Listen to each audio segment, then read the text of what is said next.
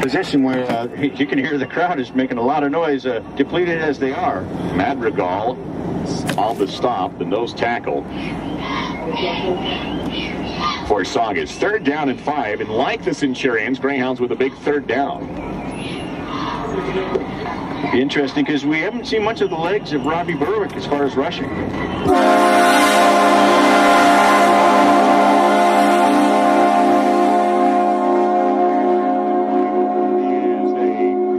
Spins out of one tackle, he gets to the 45-yard line, and a Greyhound first down. Yeah, nice comeback route by Cooper, and yeah, he was wide open. Just had to get it there on the far side of the field. Got a little run after catch. You do see him. Yeah, he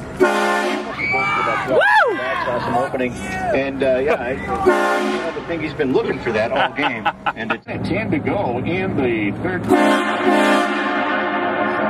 lead, but their drive is stalled after a